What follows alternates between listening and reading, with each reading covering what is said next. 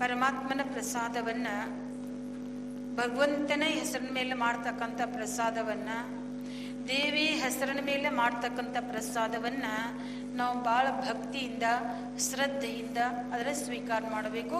ಅದನ್ನು ಕೇಡು ಮಾಡಕ್ಕೆ ಹೋಗಬಾರ್ದು.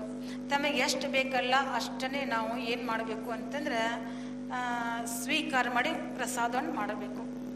ಪ್ರಸಾದ ಏನು ಮಾಡ್ತದೆ ಅಂತಂದ್ರೆ, ಯಾರು 9 ದಿನಗಳ ಪರ್ಯಂತರವಾಗಿ ಜಗನ್ಮಾತೆಯ ಒಂದು ಈ ನವರಾತ್ರಿ ವ್ರತದಲ್ಲಿ 9 ದಿನಗಳ ಪರ್ಯಂತರವಾಗಿ ಭಕ್ತಿಯಿಂದ ಶ್ರದ್ಧೆಯಿಂದ ಪ್ರಸಾದವನ್ನು ಮಾಡಿದ್ದಾರೆ.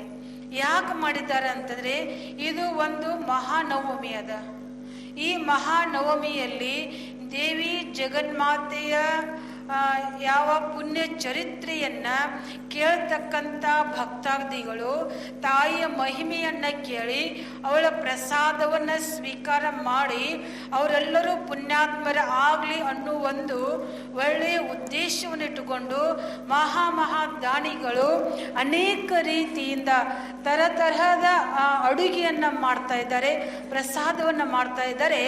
ಆ ಪ್ರಸಾದ ಅಟ್ಟ ಸಾಮಾನ್ಯ ಅಲ್ಲ. ಯಾರು ಭಕ್ತಿಯಿಂದ ಆ ಪ್ರಸಾದವನ್ನ ಸ್ವೀಕಾರ ಮಾಡ್ತಾರಲ್ಲ ಅಂತ ಭಕ್ತರ ಎಲ್ಲಾ ಮನಸ್ಸಿನ ಆಶೆಗಳನ್ನ ಈಡೇರಿಸ್ತದ ಆ ಪ್ರಸಾದ.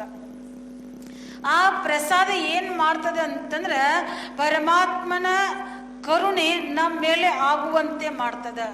ಆ ಪರಮಾತ್ಮ ಜಗನ್ಮಾತೆ ನಮ್ಮ ಮೇಲೆ ಪ್ರಸನ್ನತೆ ಆಗುವಂತೆ ಮಾಡುವುದೇ ಆ ಮಹಾಪ್ರಸಾದ.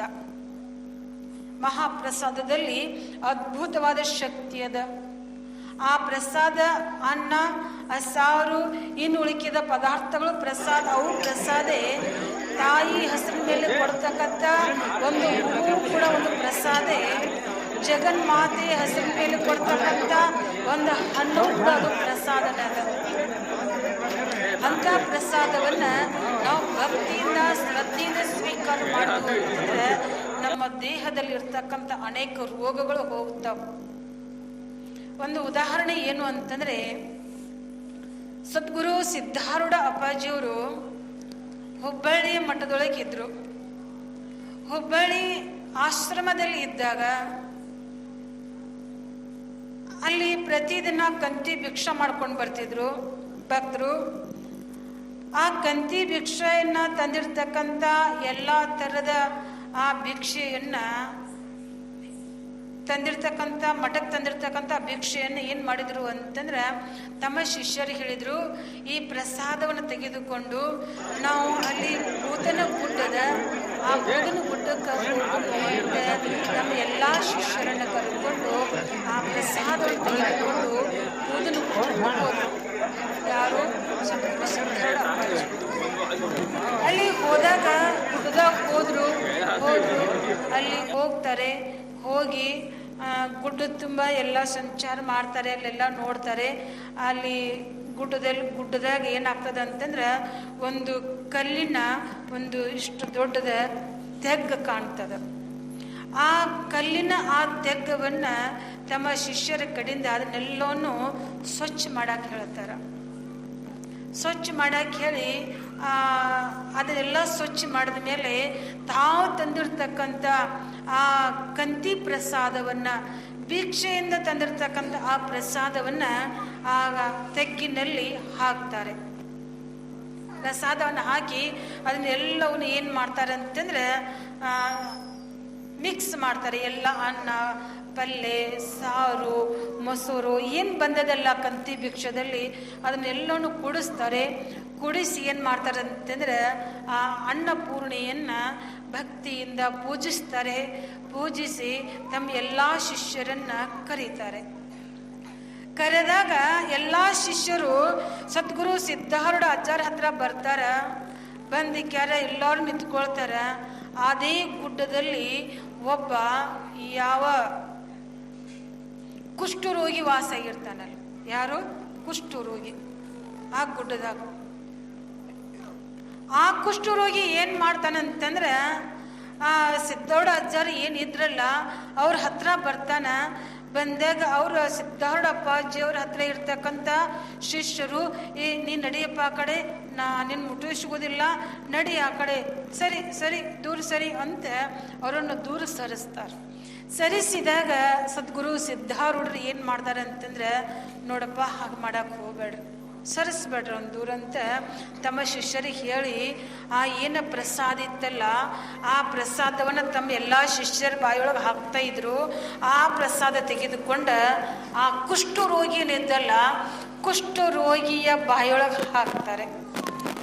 ಒಂದೇ ಒಂದು ತುತ್ತು ಬಾಯೊಳಗೆ ಹಾಕೋದಷ್ಟೇ ತಡ ಆ ಕುಷ್ಠ ರೋಗದಿಂದ ನೋವನ್ನು ಅನುಭವಿಸ್ತಕ್ಕಂಥ ಆ ವ್ಯಕ್ತಿ ಆತನ ಹೊಟ್ಟೆಯಲ್ಲಿ ಅನೇಕ ರೀತಿಯಿಂದ ನೋವು ಆಗ್ತಾ ಇತ್ತು, ಆತನ ಶರೀರಕ್ಕೂ ನೋವು ಆಗ್ತಾ ಇತ್ತು, ಆತನ ಮನಸ್ಸಿಗೆ ನೋವು ಆಗ್ತಾ ಇತ್ತು.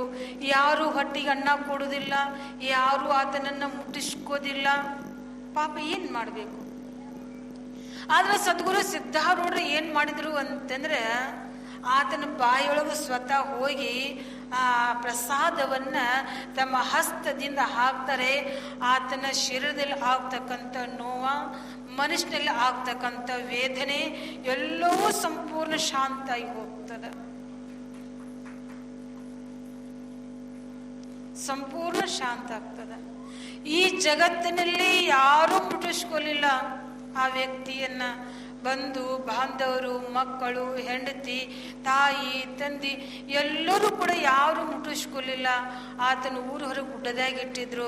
ಆದರೆ ಸದ್ಗುರುನಾಥ ತನ್ನ ಅಮೃತ ಹಸ್ತದಿಂದ ಆ ಅನ್ನಪೂರ್ಣೇಶ್ವರಿಯನ್ನ ಆತನ ಬಾಯೊಳಗೆ ಹಾಕಿದ್ರೆ ಆತ ಆ ಪ್ರಸಾದ ಏನು ಮಾಡ್ತು ಅಂತಂದ್ರೆ, ಆತನನ್ನ ಪ್ರಸನ್ನತೆಯಾಗಿ ಇರುವಂತೆ ಮಾಡಿತು ಆ ಮಹಾಪ್ರಸಾದ.